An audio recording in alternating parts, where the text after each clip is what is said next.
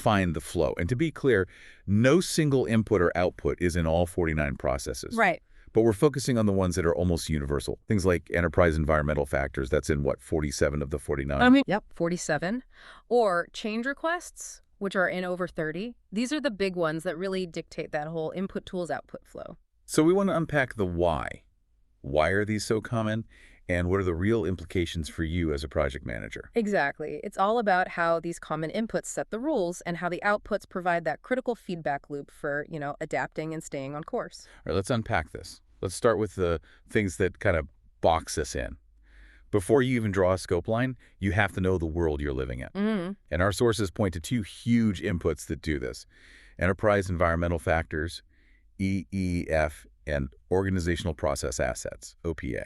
EEFs are, I like to call them, the project's gravity. They are all the conditions, internal or external, that influence the project but are completely 100% outside your team's control. You can't change them. You can't. And that's why they're everywhere. Every project, from the very start to the very end, operates under a set of constraints you just have to accept. Okay, so give us a real visceral example of that. What are we talking about here? Sure. Think externally. A new data privacy law just passed. That's an EEF. It's going to impose new requirements, maybe new costs on your software project. Right, or market conditions. Market conditions are a huge one. Your competitor just launched a product that does half of what yours will. Suddenly, your timeline just got a lot shorter. That's an EEF. And I find the internal ones are almost trickier because they feel like they should be changeable, but they're really not. They absolutely are. Internally, a huge one is organizational culture. Is your company super risk-averse? Well, that's an EEF, and it means you're going to be doing a lot more documentation. Or maybe it's your company's IT system. You have to use their 10-year-old SAP system for all reporting. You can't change it. You just have to adapt to it. And that's what's so fascinating. The implication is that because of EEFs, project management becomes an exercise in, what, constraint optimization. That's the perfect term for it. You are not building the perfect ideal plan. You're building the best possible plan within these unmovable boundaries. You avoid what you called fantasy planning. You have to. Because a plan that looks great on paper but violates, say, a regulatory deadline isn't a plan, it's a fantasy. EEF forces realism. It also forces you to tailor your whole approach. A highly regulated bank, that's a high-rigidity EEF. It demands a waterfall approach. A startup might have EEFs that allow for pure agile. Okay, so EEFs are the rules of the road you can't change. So what about OPAs? If EEFs are what constrain us, OPAs are the tools the organization gives us. It's the knowledge we get to keep and reuse. OPAs are the corporate brain. All the policies, all the templates, all the lessons from past projects. They're just as common because, well, you shouldn't be starting from scratch every single time. And the sources break them down into two types, which I think is key. It is. First, you have policies and procedures. This is the formal stuff, your standard operating procedures, your change control workflows. This is all about governance. The how-to guide. The how-to guide, exactly. And second, you have the organizational knowledge bases. This is the corporate memory. The old project files, the lessons learned, the historical data. This is where the intelligence lives. Okay, so let me try to nail down the core difference. Yeah. EEF is what we live with. The HR software we're forced to use. OPA is what we learn from. The template we use for a status report, is that basically it? That is precisely it. And that leads to the biggest difference of all. EEF is input only. You can't change it. But OPA is both an input and an output. Ah, right. We use the templates, but then we are supposed to update the knowledge base with our lessons learned. And that constant updating of OPA is what makes a company a true learning organization. Okay, so we've set the boundaries with EF and OPA, but those are general. We need a customized rulebook for this project. And that's our next pervasive input. The project management plan, the PMP itself. A constitution. That's what it is. It's the constitution for the project. Yeah. It's the central hub that integrates everything. And it's an input to, I think, around 28 different processes, mostly in executing and monitoring. And just to be clear, we're not just talking about the schedule here. This is the big mother plan. It integrates all the smaller plans, risk, quality, everything. And, crucially, the 3 performance measurement baselines. Scope, schedule, and cost. Exactly. It has to be the reference standard. Every single thing you do during execution has to align with that plan. I mean, think about monitoring. How can you calculate a cost variance if you don't have the cost baseline to compare it to? You need the plan to know what on track even means. So I have to ask this then. I can update something like my risk register almost on the fly. Yeah. Why is changing a baseline, like a schedule milestone, so rigid? Why does it feel like it needs an act of Congress? Because that rigidity is the entire point. The project management plan, especially those baselines, is a controlled document. It is the formal contract between you, your sponsor, and your stakeholders. If you could just change it whenever you wanted. It would be chaos, constant scope creep, no accountability. To change a baseline, you need a formal change request that goes through integrated change control. It guarantees stability. Perfect. Which leads right into the other common inputs, project documents. There are also inputs all over the place, but they're different. They're the living artifacts. That's a good way to put it. They're critical because projects rely on progressive elaboration. You don't know everything on day one. As you move forward, you learn more, you add more detail. These documents, the risk register, the issue log, are the project's daily notebook. And their main output isn't a formal change request. It's just updates. Correct. These documents are dynamic. The team is in them daily, hopefully identifying new risks, closing issues. You don't need a change control board for that. The constant updates to these documents, that's the heartbeat of active project management. Okay, this is where it gets really interesting for me. Once work is happening, we need that feedback loop. The common outputs are all about control and adaptation. Right. And it starts with this really elegant three-stage flow. Data to information to reports. Think of it like a Formula One race car. Okay, I like that analogy. Let's hear it. Stage one is work performance data, WPD. This is the raw telemetry from the car. The context-free numbers, engine temperature, 120 degrees Celsius. Pit stop time, 1.5 seconds. So in a project that's like $4,000 spent on server X or 5 defects found, it's just a fact. It's just a fact. It's meaningless on its own. That raw WPD then gets fed into the controlling processes, and that's where you get stage two, work performance information, WPI. This is where the context gets added. This is where you analyze the data against the plan, against the baselines.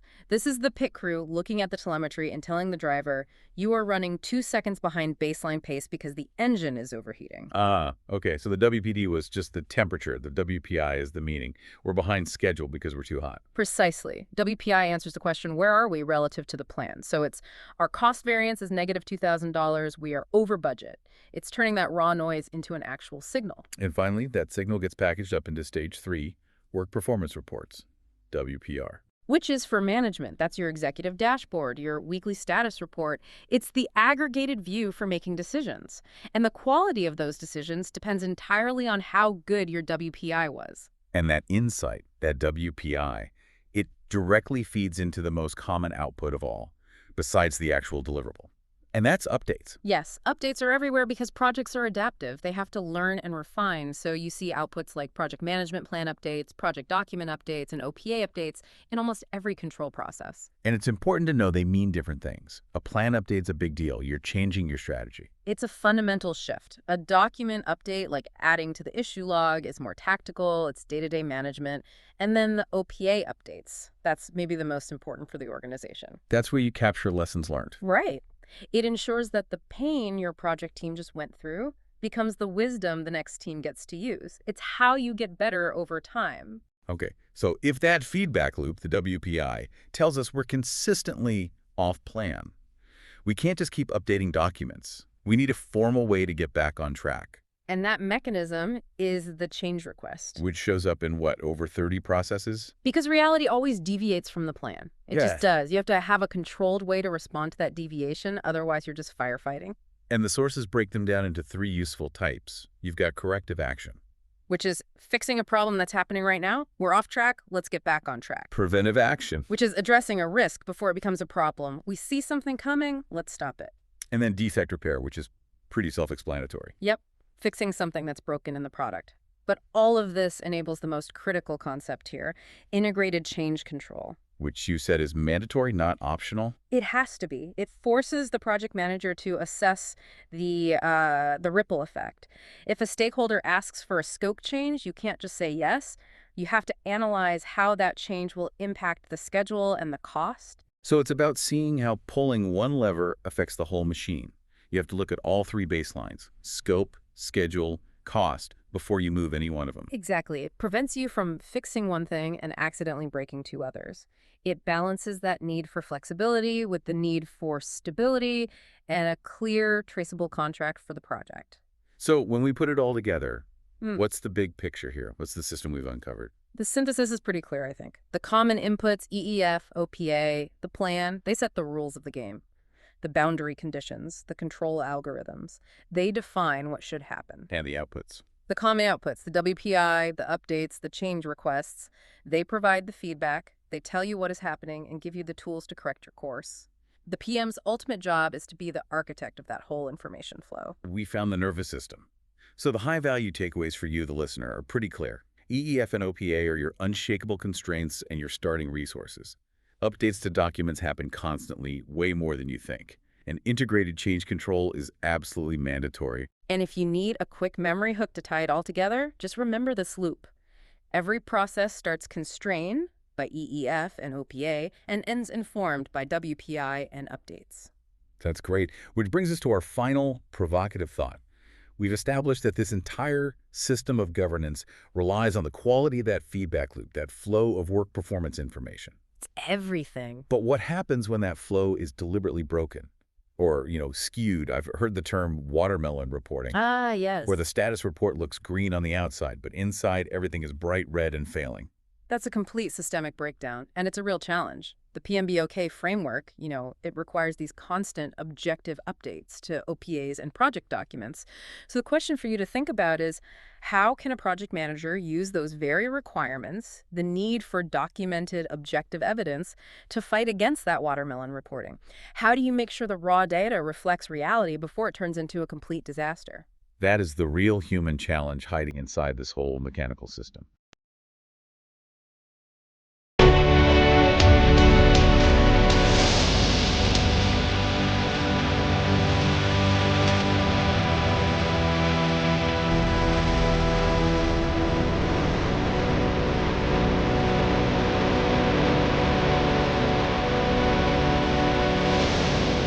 Biggest confusion for project managers is this.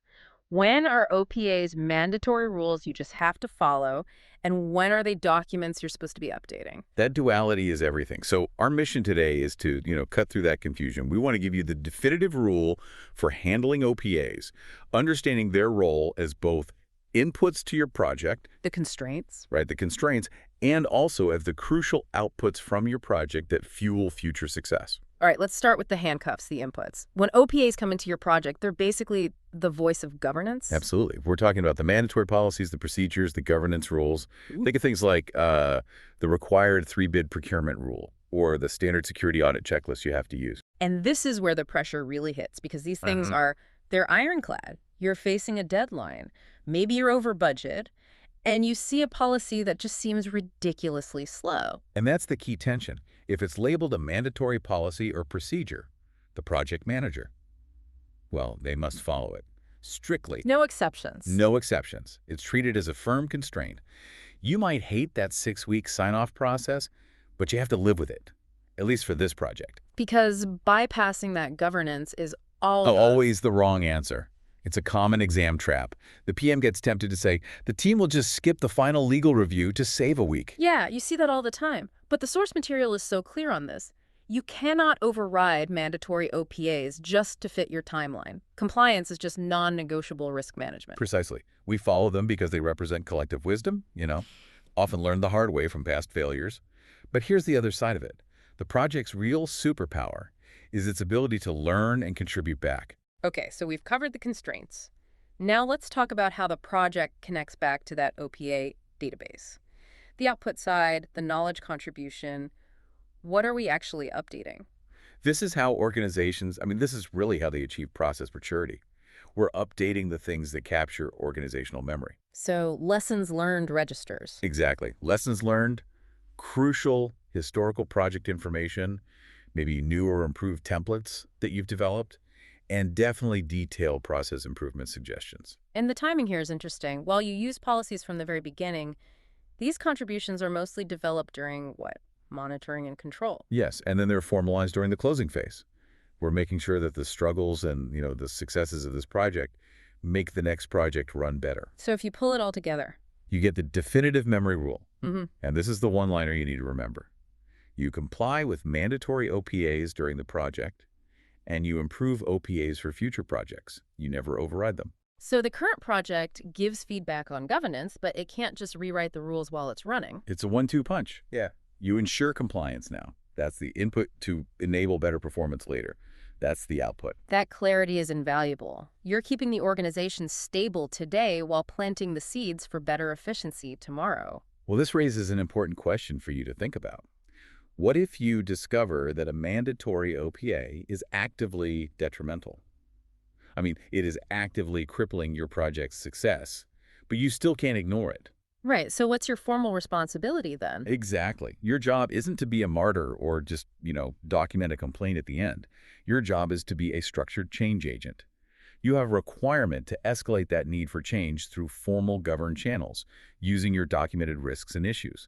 That is the critical difference between just venting about a bad policy and responsibly changing the organization for the better.